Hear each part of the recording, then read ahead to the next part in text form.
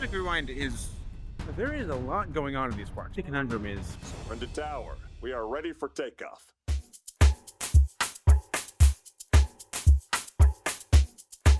It's 9:30 in the morning. I just walk into Epcot and I run into Daisy Duck of all people. And it looks like they repaneled Test Track. It looks way more bright and reflective than it ever has before. There is a lot going on in these parks. Wow. The Test Track construction over here. Well, the signage still says it's presented by Chevrolet, but Disney just announced recently it was going to be sponsored by General Motors again, like Test Track 1.0 was. And the first actual stop of the day is a ride on Guardians of the Galaxy Cosmic Rewind, in the running for the best Epcot attraction. Well, this is an operations nightmare. Virtual queue just opened. We're on group 1 through 25. There's also Lightning Lane. But, whoa. I'm very blue. But I still love that the in-universe name of this pavilion is the Wonders of Xandar Pavilion. It's a throwback to the Wonders of Life. It's clear that, despite the... It's so loud music. But despite the Guardians of the Galaxy of it all, the Imagineers behind this really loved classic Epcot and wanted to have a throwback to that, which I love. It's like how in Disney Wish, there's an Ant-Man show, Avengers show, where the Ant-Man presentation is called Miracles from Molecules, which was the name of the song and a classic Disney attraction. It's clever. I like it. Even this does feel like a sort of modern reimagining of the classic Epcot ride formula, despite it having the same Tron-inspired design as everything else in the parks right now. You know how I love models.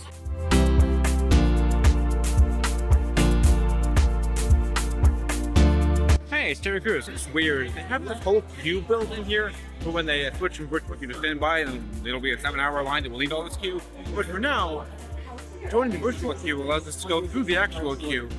But because it's virtual queue, we're basically just walking directly through it. So it's a cool walk-through attraction, but I'm walking very fast through it. So I let people behind me get to the ride. So I'm really just getting back all this cool stuff that I wish I could see, but I also don't want to wait 7 hours to see it, so... Alright, I can't film on this ride, so I'm going to put you away and I'll come back to you in a second. I just finished for Xandar in the other World Showcase. Cute. I'm back. Cosmic Rewind is a really good ride. I also, fun fact, right before the reverse launch, they play a guitar riff version of the theme to the Universe of Energy, which I think is a really neat nod. Last time I rode, I got the song Everybody Wants to Rule the World, and this time I got September, which is the other song I was hoping I would get. Different vibes, but both very fun. This is how Disney should build a roller coaster. It is a very intentional way of doing it that keeps story and theming, while also being a good roller coaster. Welcome to your Rock and Roller Coaster, although they're, putting Muppets in there, so I don't know what the story's gonna be. Right now, Rock and Roller Coaster has no story, it's just music. Anyway, good ride. The guitar riff version of the Universe of Energy theme is significant because before this building was Cosmic Rewind, it was Ellen's Energy Adventure, and before it was Ellen's Energy Adventure, it was Universe of Energy. So they have a theme song to the ride's predecessor in the new version, that's why it's cool. Because it's like what I was talking about before, like Epcot history and stuff. Those trees moving in the wind tell me I think it's a bit windy out. And I love the wind. It's very hot out, and so the wind is very nice. I'll say hi to Donald and the 3 Caballeros.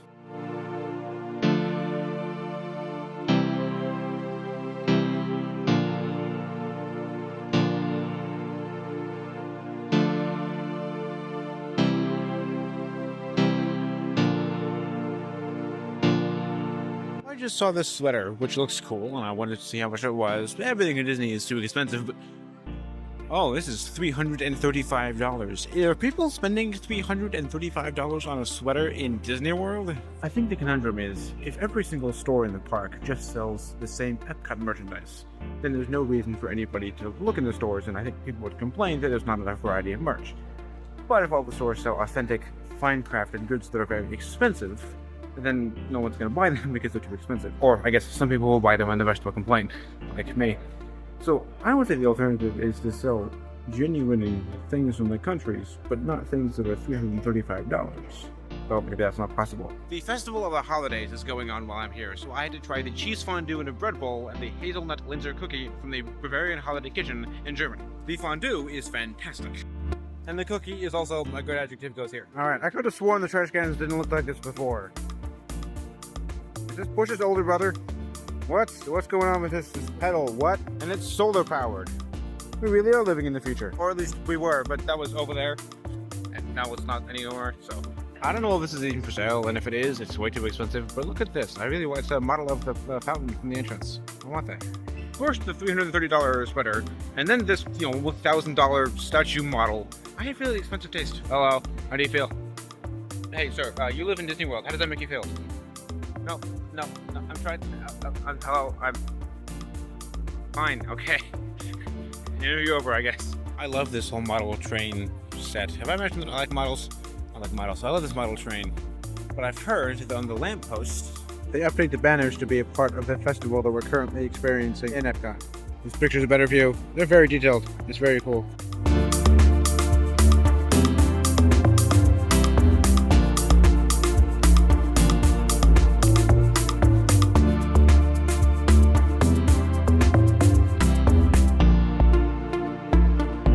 Alright, are you willing to go on record for an interview?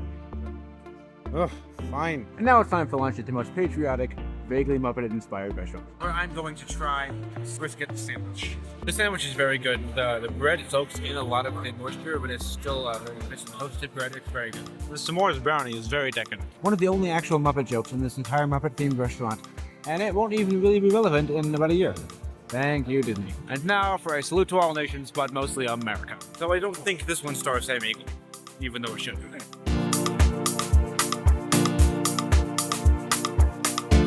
Gardens look really pretty. I kind of forgot about those. These lights are back to working, I think, at nighttime. We'll have to come back and check. This planter looks not as, good as the fountain would have, but pretty. I had to come say hi to Walt at the Walt the Dreamer statue. The detailing on this is genuinely incredible. Even like the lines in his socks, the details, it's super cool. Very well done. I like the more relaxed counterpoints to the partner statue where he's all buttoned up. He's just sort of out, looking over at the park he's built. Though Disney's insistence on using natural wood for these benches does make them a little weather-worn already, and hasn't even been that long. Cool statue, though. By the way, told Walt all about Lives of Resistance, and he seemed like a fan.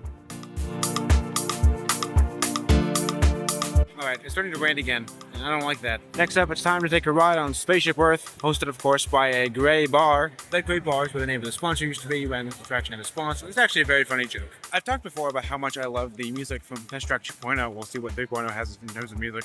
But the Spaceship Earth music is also really great.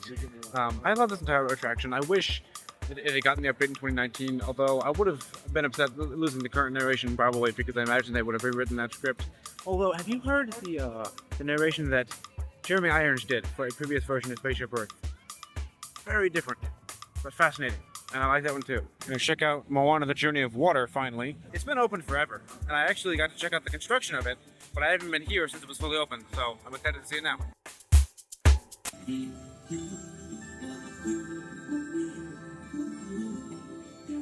And all these exhibits have an explanation. That way you can learn about water as you experience it. If you wave to the stream, it'll wave back or something? I don't know. I don't know if it's doing anything. But the water does look cool. You got the stream there, you got the jumping water like you have in the Imagination Pavilion. It looks pretty. I don't know if I get it. The non-water parts of this attraction look really pretty too. All the foliage and rocks, and also the waterfall. I don't think any of this was here before. And the music is, I'm hoping, not copyrighted because it's very pretty.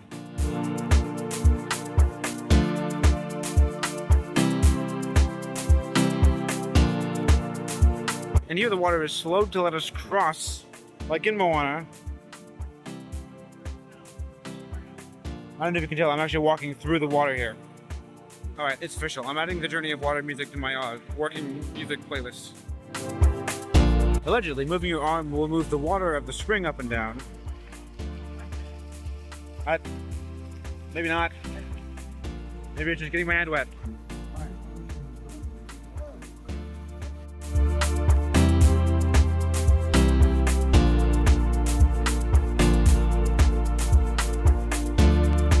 Alright, I can choose the dry path or the not dry path.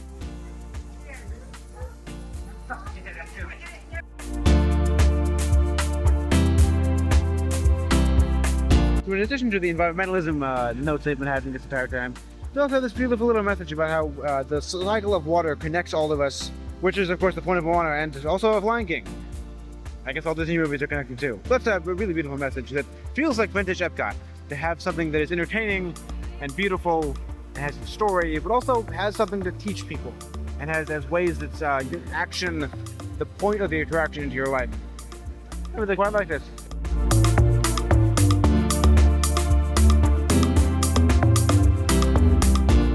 That is a giant graffiti made entirely with what looks like natural materials.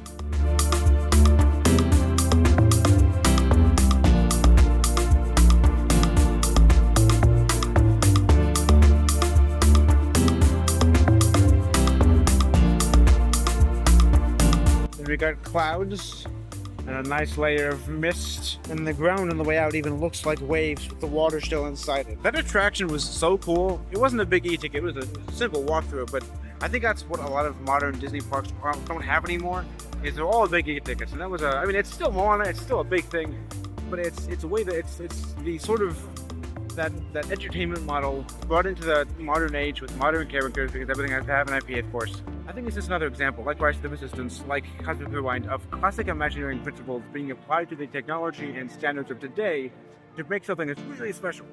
That's really cool, and it's not as big or flashy as anything else, but I really like it. We're living with the land glimmering greenhouses. That's their holiday overlay. I didn't realize they changed the sign for it, though. That's super cool.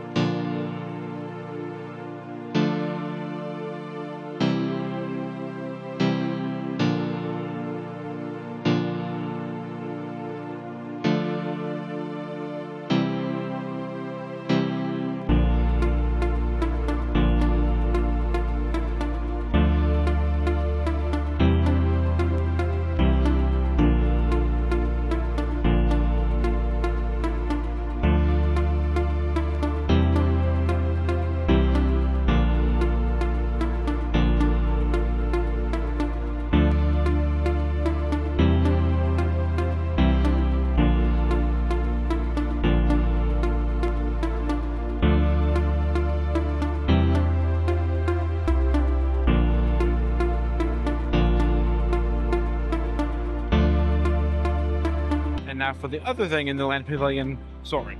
Whoa, Soarin. My name's Patrick. I'll be your chief architect today. There was a rumor a while ago that Disney had fixed the curved Eiffel Tower problem, where the Eiffel Tower in one of the final scenes of the movie looks curved when you were in the wrong row.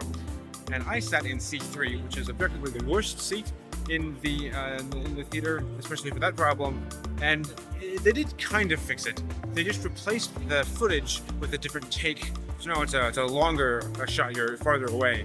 So it's still curved a little bit, but because it's not as close to you, it's not curved as much. I think it works. It's better, it's less distracting, and I didn't really notice, which is a good thing. Also, Soarin's just a good ride, obviously. And now it's time for me to check out, once again, for the first time this year though, the famed Candlelight Processional. Early show has a lot more shits open than the later ones do. Each night during the holidays, a different celebrity narrator reads the story of the birth of Jesus, and a giant choir and orchestra to play classic holiday songs to go along with it. And tonight's celebrity narrator is Sterling K. Brown, known for his roles in Frozen 2, and if you're me, in that one episode of Brooklyn Nine-Nine. Walt Disney World's Candlelight Processional premiered in 1971 at Cinderella Castle at the Magic Kingdom.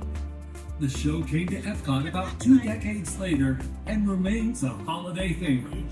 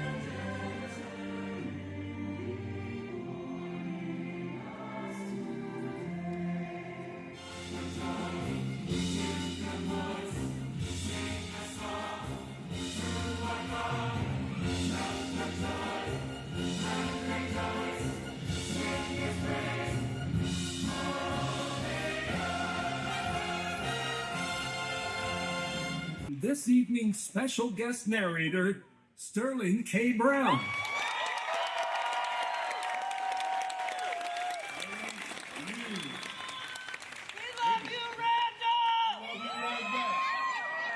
I really do, and I appreciate that. Thank you very much. Good evening, everyone, and welcome. I'm not sure if you know, but Walt Disney began the tradition of the Candlelight Processional at Disneyland over 60 years ago.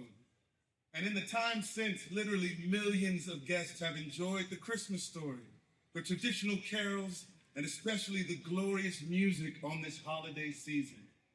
To continue this marvelous heritage, I invite you to sit back and enjoy our magnificent orchestra and awesome singers. Now, let us begin. In the 6th month, the angel Gabriel was sent from God to a city of Galilee named Nazareth, to a virgin who was betrothed to a man whose name was Joseph of the house of David.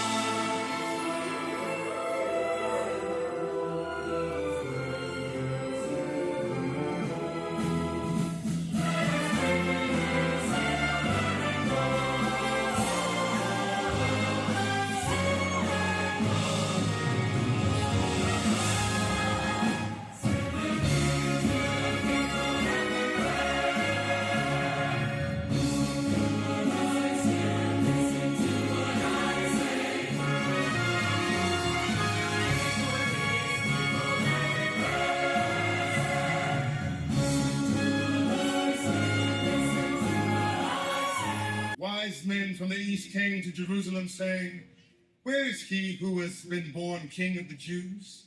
For we saw his star when it rose in the east and have come to worship him." And when they saw the star, they rejoiced with exceeding great joy.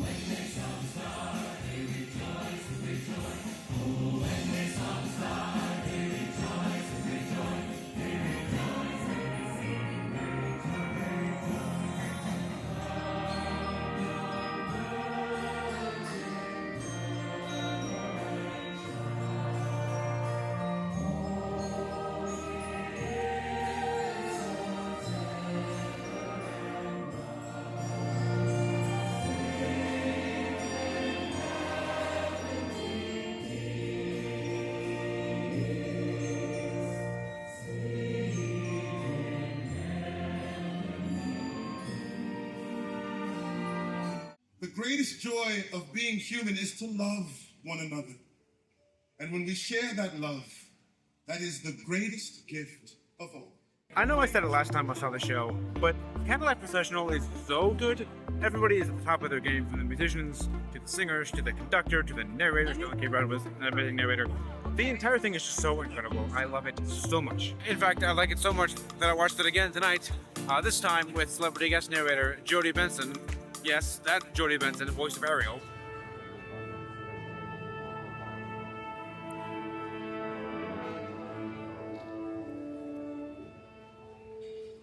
Tonight's presentation is under the baton of conductor Dr. John B. Sinclair.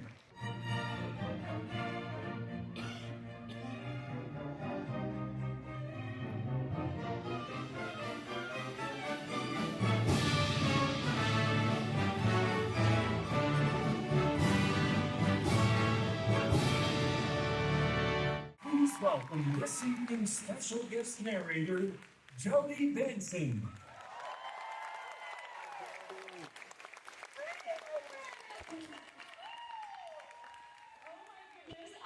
am so, can you tell excited? I am so excited. I am absolutely thrilled to be here with all of you for the Candlelight Processional. In the 6th month, the angel Gabriel was sent from God to a city of Galilee named Nazareth, to a virgin who was betrothed to a man whose name was Joseph, of the house of David.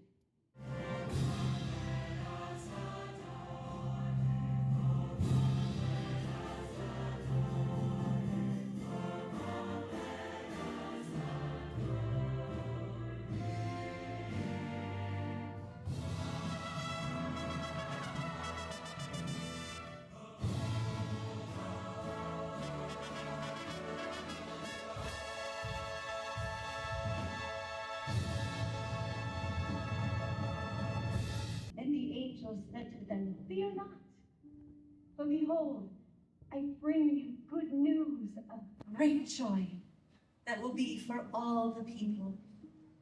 For unto you is born this day in the city of David a Savior, who is Christ the Lord."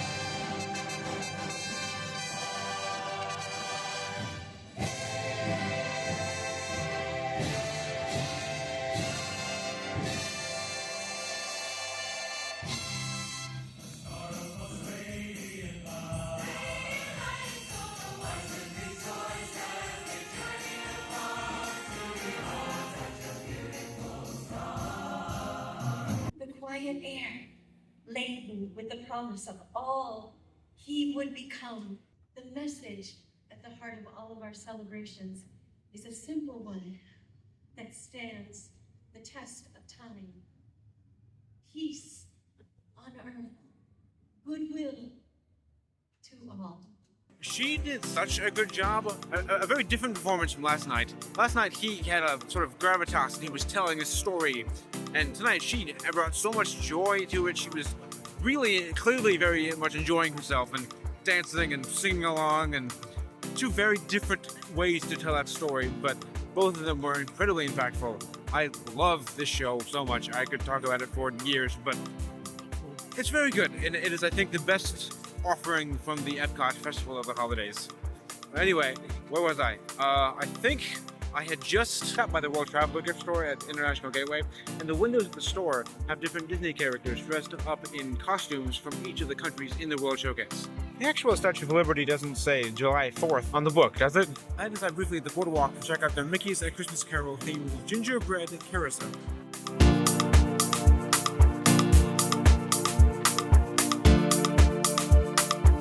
Popped over to Disney Springs to do some shopping and fulfill my brand loyalty. It too is still decorated for the holidays and it looks so pretty.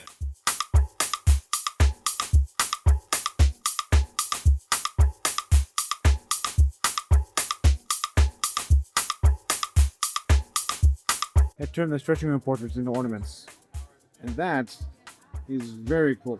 And if I recall correctly, this ornament is from a very early Mickey Mouse cartoon that I really like. And you've got this Play in the Park series where the Disney characters are on the different Disney Parks attractions, which is either very cynical or very cool. Maybe both. Alright, I just love this imagery. The fact that he's using the shield for a snowball fight makes it even better. And on your right, you'll see the Rainforest Cafe, made famous by YouTuber Eddie Burback, and also other things, I assume. We gotta eat at the Earl of Sandwich. Having the holiday turkey sandwich, which is as good as ever. Alright, I've stalled long enough. Let's get this over with. Gotta say, the design of this building lends itself perfectly to Christmas decorations. It looks so pretty. And look at this letters to Santa display. Disney designers know what they're doing. This is not a joke, people. It's a giant Kermit the Frog stuffed animal. It's $45. It's huge. I don't need it, but it's Kermit the Frog. Shockingly, I didn't buy anything in that store. I am, once again, disappointed by that fact. This is a Disney Parks-themed Christmas tree. You got Hollywood Studios with the Tower of Terror, Epcot with Spaceship Earth over there, Animal Kingdom with the Tree of Life. Other studios again, they have the Skyliner up there, the monorail, the castle all the way up the top. This one's cool. I don't know if this is Disney or one of the stores, but you can meet some toy soldiers. That's super cool. It's been misting for a little bit here, but it's starting to pick up and turn into actual rain, so I might be leaving soon.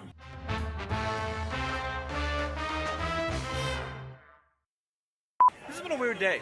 Started by going to space, then I saw the Journey of Water, and then I saw a symphonic choir retell the story of Christmas.